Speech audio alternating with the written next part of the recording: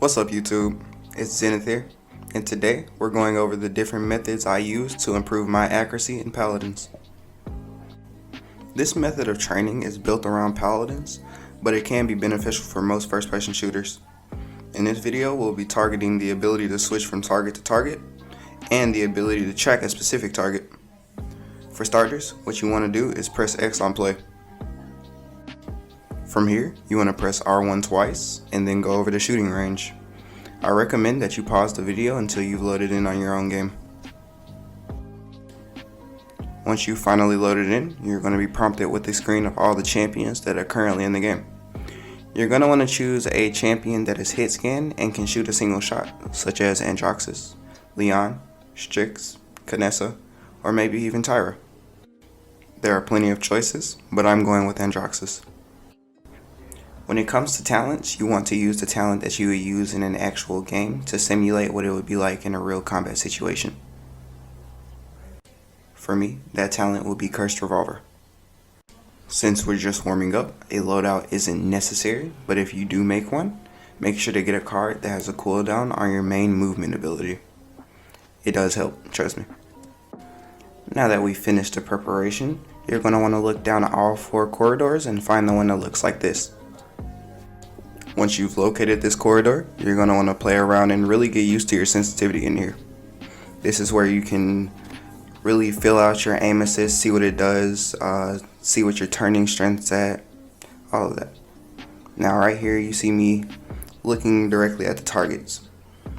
What you're going to want to do is aim closer to the legs because the legs tend to have a bigger hitbox in the game.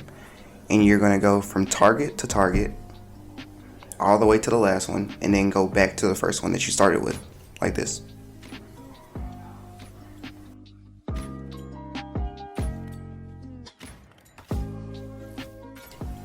Once you've done this about 10 times or until you're comfortable, you want to move to the head.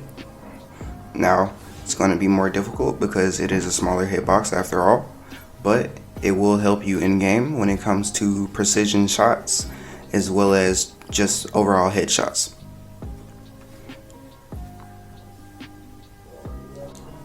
Now you're going to want to aim for the chest area. Sometimes you are forced to shoot in between 2 items in Paladins to hit your target, so this is what that will be helpful for. Oh, and please remember to not rush this, alright? This is not a race, work at your own pace. Now for a quick recap, we're going to start with lower body.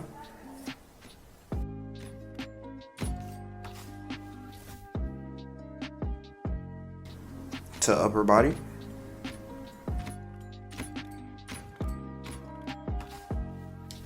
And then to the head.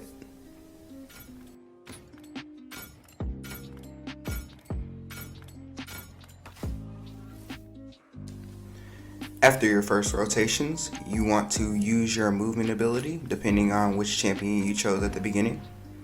And you're going to use this movement ability to, of course, move around your target. Now while you're doing this, you want to focus on redirecting your aim towards the target. Take your time, alright? By saying this, I mean do not just shoot because you used the ability. You want to shoot when you know that your reticle is actually on the target, so you limit your bullet use. This is going to be really important when you get in that 1v1 situation that you gotta win for your team to win the game. Here's a clip of me doing it myself just for a reference.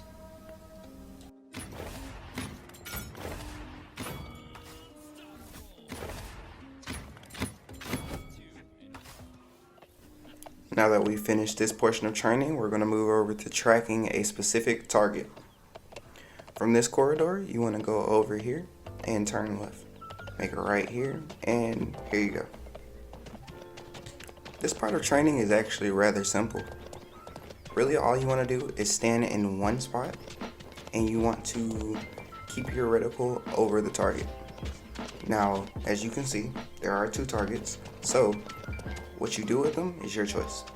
You can switch between the 2, you can stay on one, you can switch to the other one mid-tracking. Really, the way you go about this is completely up to you.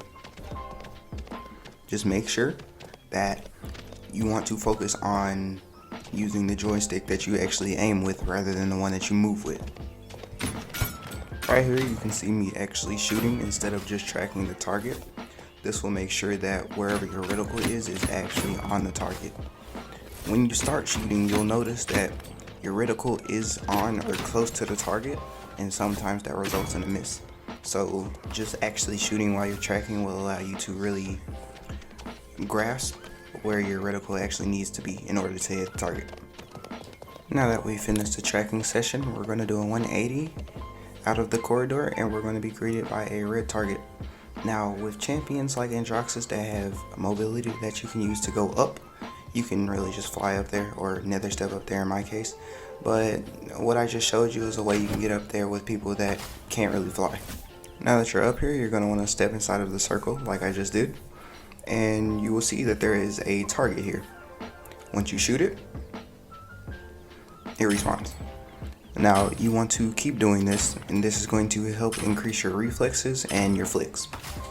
Now for console, I wouldn't focus heavily on increasing my ability to flick, but it can be helpful in situations, close range situations specifically, where you have to get that one shot after your opponent just moved to the side or something like that. So this is pretty helpful. Doing this is also a way to really get used to your sensitivity, and I cannot stress this enough, it does help a lot. Getting used to your sensitivity overall just helps you in basically every situation you can get in that involves a gunfight. With these targets, there are also two more options that you can explore when you step out and then step back into the circle, like I just did. Here we have the second option, which is when they move side to side. I don't recommend shooting. This is very similar to the tracking thing that we did before this.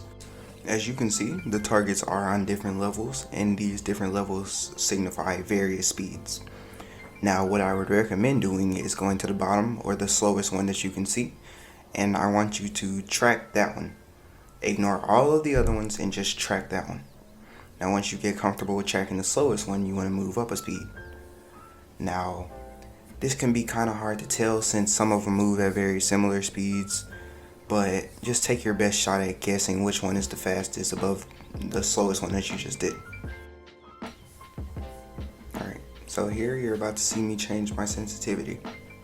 Now, I've been doing this for a while, and I was still struggling. You can go back in the video and watch. I was struggling to stay on target when it came to tracking from left and right, mainly going to the left. And that just tells me that I do have something that I need to work on. So that means that I can build this actual routine around what I need to work on the most and improve my gameplay. When training like this, it's really just about finding the little things that you're not as good at and really improving on those things. Because as you do that, you lessen your weaknesses and you gain more strengths, which is going to allow you to be a better player overall. Now here we're going to the third option. The third option is very exclusive and important to Paladins specifically, just because of the fact that a lot of champions in the game have upper mobility. If you're not familiar with upper mobility, it is the ability to go to a higher surface quickly. Now, this third option is important because tracking targets from up to down is not a familiar mechanic. Games like Call of Duty don't emphasize tracking targets from up to down because, of course, no one can fly in the game. Here we have the fourth and final option. Now, at first glance, the targets don't seem to be moving in a pattern, but if you study for a bit longer, you will notice that they are moving in a pattern.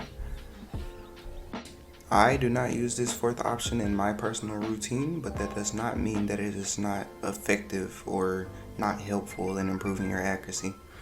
As you can see, you can take advantage of the randomness, and that'll also increase your reflexes as well as your ability to kind of predict movement.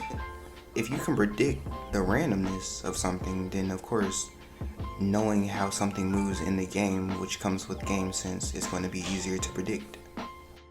With that being said, if you feel like predicting your opponent's movement is going to help you in a gunfight, then you should use this to practice. We've now went over everything that I would include in my own routine. Of course, I switch it up from here and there, but that is the basic gist of it. Now that we've discussed the different ways that I train, it is time for you to use those methods for yourself to better yourself. There is no specific order that you have to do these in, nor is there a way to get past it. You have to train if you want to get better. Regardless of the way you choose to proceed, just make sure that you seek progress. If you're seeking progress, you're going to make progress if you stay consistent. With that being said, I wish you all luck. Happy 2021, and I'll see you all next video. Peace.